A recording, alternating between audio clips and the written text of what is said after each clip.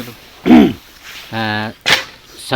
संगम channel के दर्शकों को मनोज फगवाड़ी का आदाब, सत श्री अकाल, प्रणाम, नमस्कार। हम आपके सामने बहुत ही प्रसिद्ध शायर ग्वालियर के डॉक्टर रमेश कटारिया साहब को प्रस्तुत कर रहे हैं। अब आप उनके बारे में जानकारी लेंगे। हमारा पहला सवाल है, आप कहाँ तक आपने शिक्षा ग्रहण की और आपका जन्म कहाँ हुआ?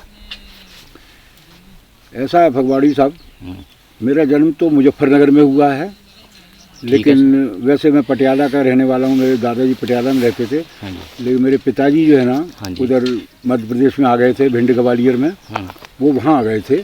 तो मेरी शिक्षा वगैरह वहीं हुई और वहीं शिक्षा हुई। और फिर जो है ना, हालांकि हमारे 5-6 पीढ़ियों में कोई भी कभी शायर नहीं हुआ है, लेकिन मेरी माताजी थी ना, तो वो हम जब सवेरे जगते थे, 5 बजे जग जाते थे, तो वो भजन गा गा के सुनाया करती थी। हो सकता है वहीं से हमको प्रेरणा मिली हो लिखने की। तो 18 साल की उम्र में मैंने पहला मुक्तक लिखा एक। प्यारे दर्शकों, डॉक्टर रमेश कटारिया से हम उनके साहित्यिक सफ़र के बारे में पूछेंगे।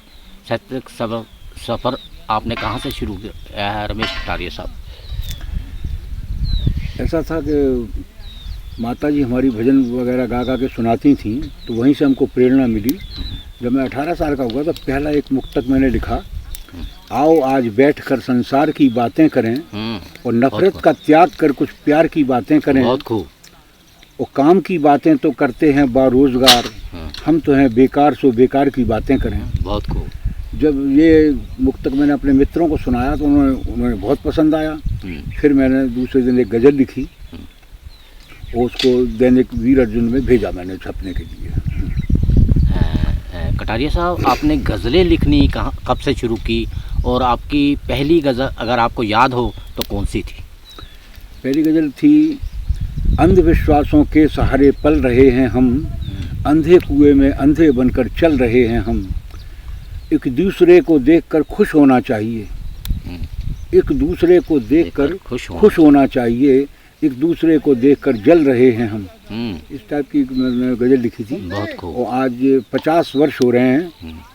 69 सन 69 में लिखी थी, आज पूरे 50 साल हो गए मेरे को साहित्य में, साहित्य के क्षेत्र।